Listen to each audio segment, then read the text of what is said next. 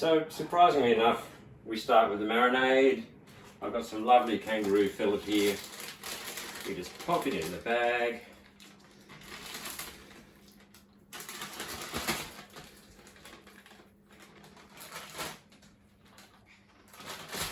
Shazam. And juice of about 1.5 oranges.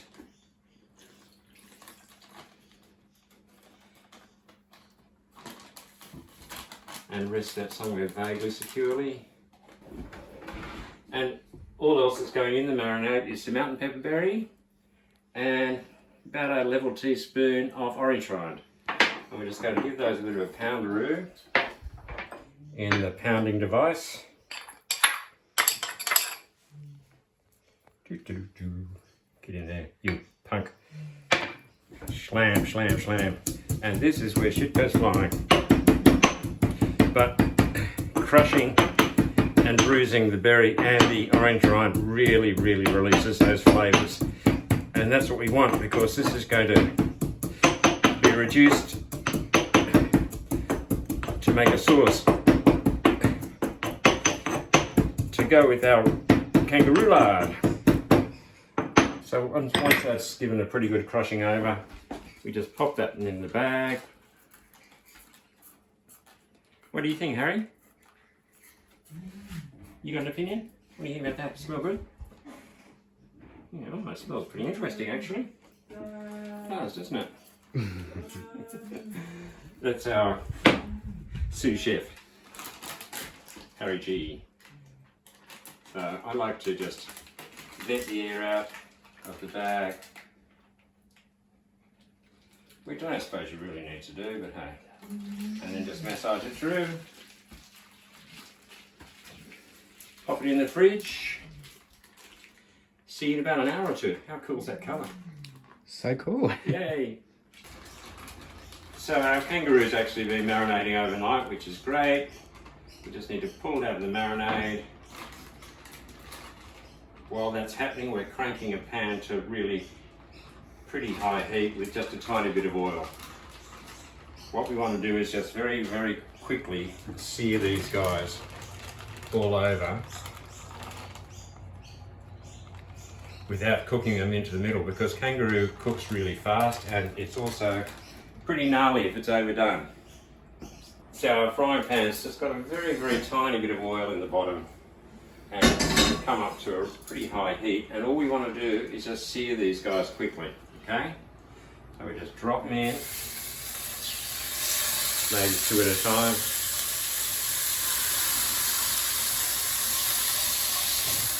Give them a bit of a singe.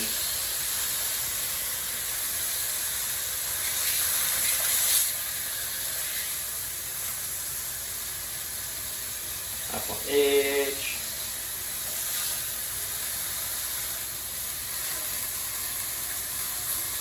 But essentially we want them to stay pretty much raw in the middle.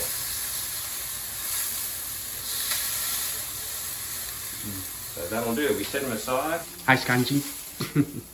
And do the last 2.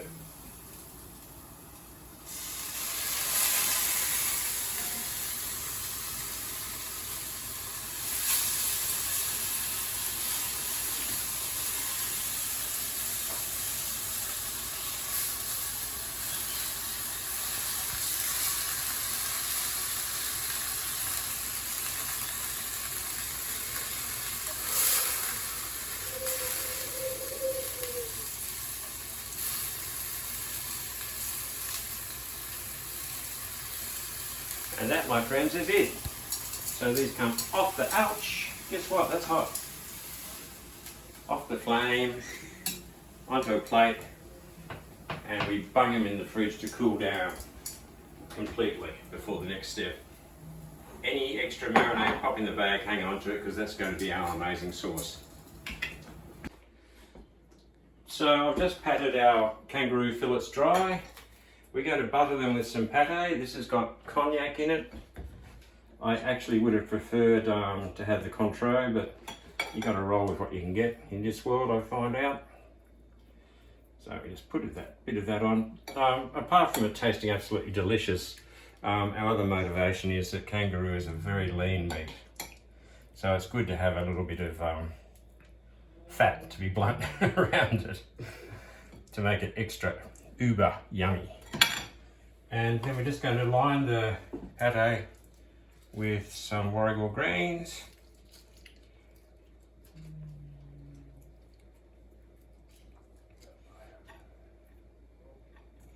And very gently, oh, I forgot to mention, this is a sheet of puff pastry which I've thawed out.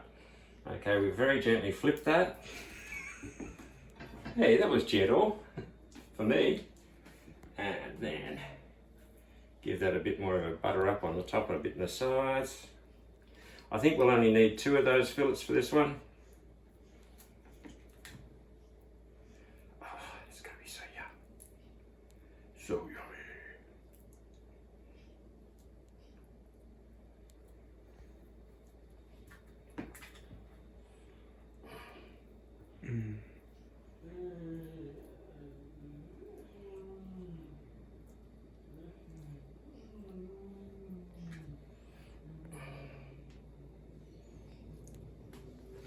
Okay, we're going to pop a sneaky few Warrigal green leaves around the side. It's sort of like gift wrapping green.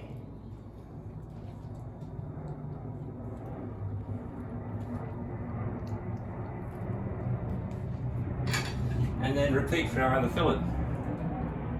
So slop it on top, slop, slop, slop.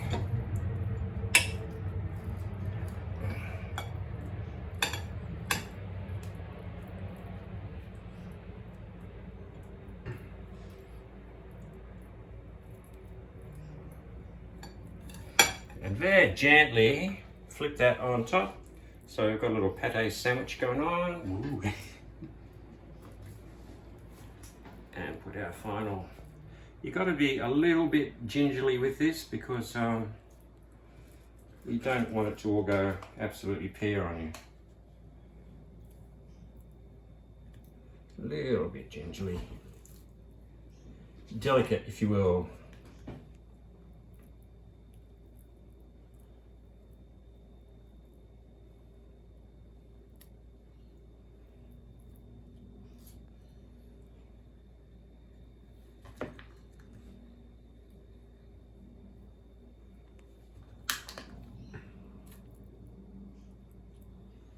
Alrighty, looking deadly. Okay.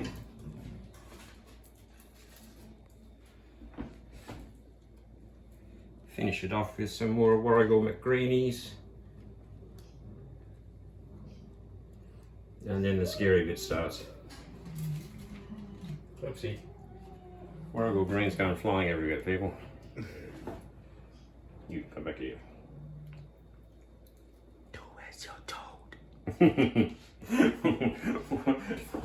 We never do.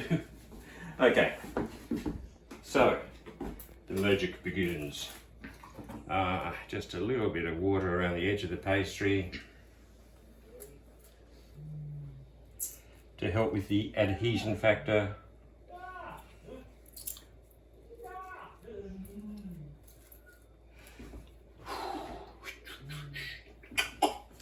So the plan, Stan, is we just pick this up and very gently roll it. Comme ça. And as soon as the glad wrap's coming down towards the pastry, you want to keep it tight rolled.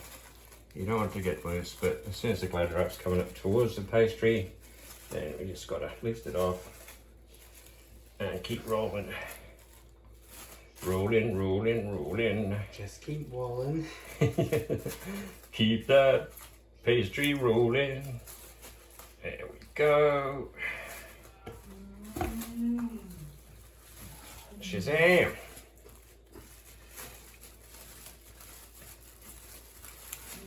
And at this point, we need a bit of good old-fashioned forky technology just to sort of fold and crimp the ends together.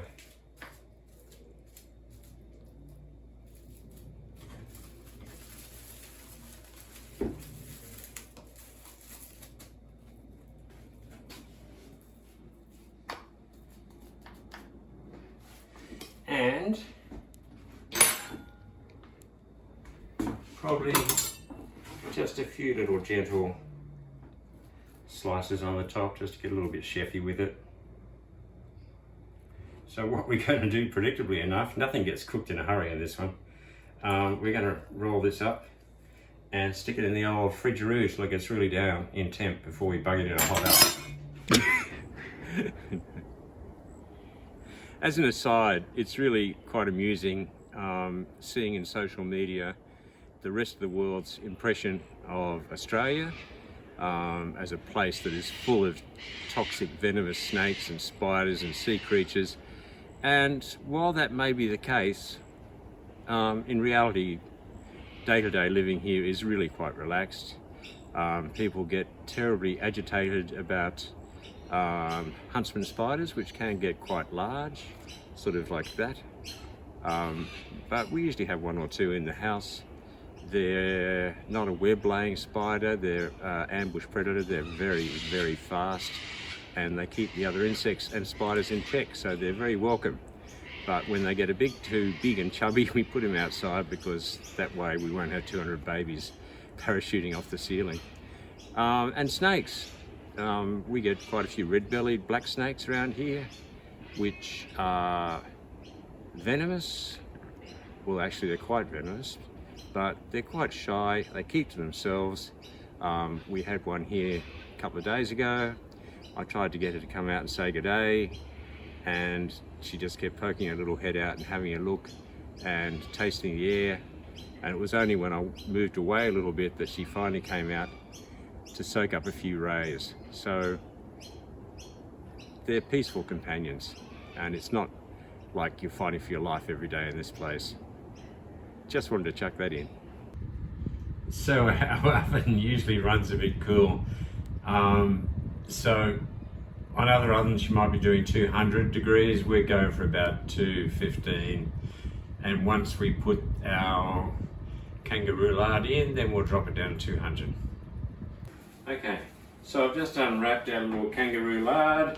I gave it half an hour in the freezer just to really cool down the temp, and all we're doing is just putting on an egg wash. Okay, which you don't have to do, but it just gives it that nice groovy golden colour when you whack it on.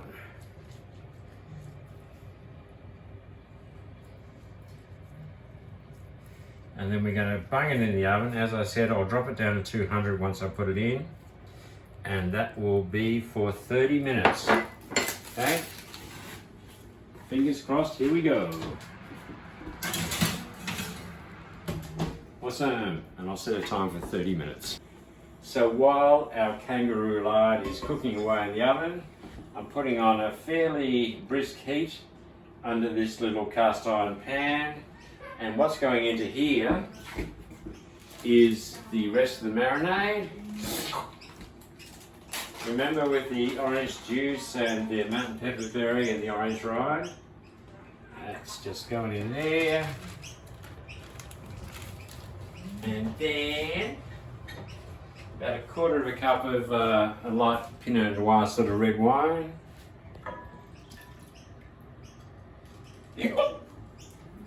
And then about a quarter of a cup of Maggie Beer beef bone broth, just to give it a bit of beefiness.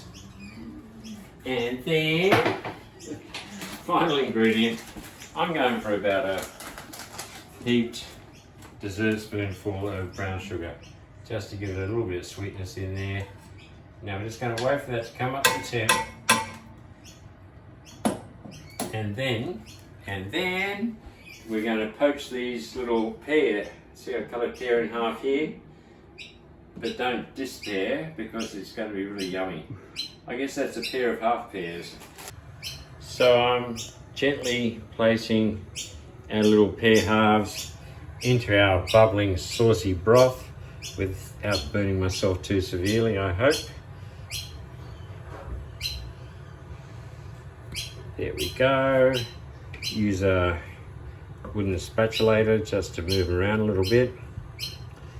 And we're just going to leave them on reduced heat and probably put a lid on once it reduces enough. And all this is about is poaching the pears, and once they're poached and take on all those amazing flavours, then we can reduce the sauce to its beautiful pristine state. So after half an hour, I actually left the temperature up at 215 on an hour oven, because it is notoriously a bit low. And I'm pretty chuffed with that. That's after 30 minutes. We're just going to bring that out and it's going to rest for 30 minutes. But that looks pretty groovy. Thanks, pups.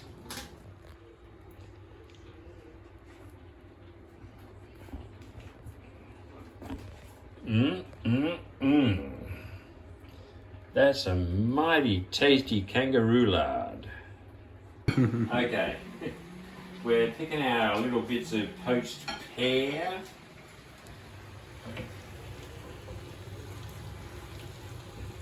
And we're just going to do a turbo reduce on our sauce, which is pretty much close to the money, but we're just adding a bit of corn flour and water because we're cheats here.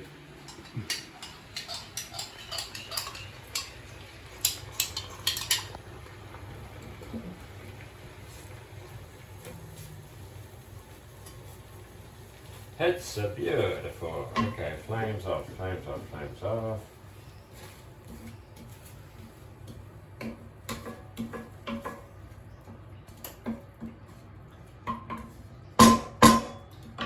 Mwah. And our Kanga-roulade, which needs to be bisected with a knife. I'm thinking. Oh, yeah, I might be able to migrate onto that board. We'll see how we go. Oh, that pastry looks amazing. Oh no, juice leak. No. Rip. This is not a drill. Okay, so let's just dive right in, peeps. Slice it through the middle. Burning my fingers, that's good, we love pain. Yeah. And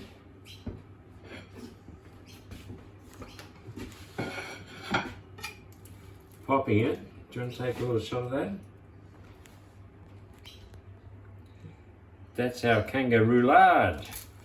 Although it looks more like a triangle, but I don't know French for that, so let's just roll. Thank you very much, and all we need now is the magic sauce, which I need a spooning device.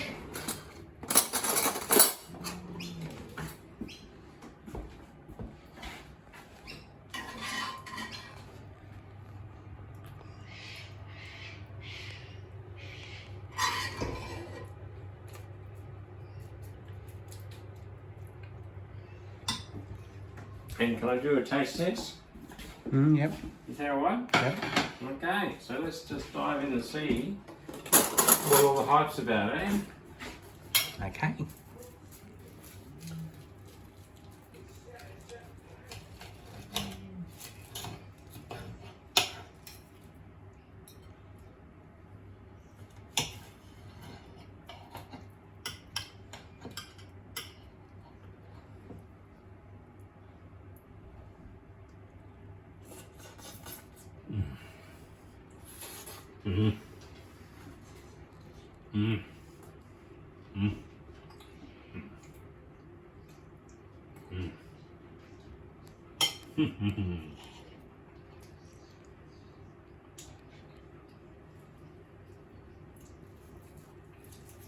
Mate, sorry, I can't stop. That is so freaking good. You got to get on this. It's just all the flavors bounce off each other and it's just incredible. Cheers.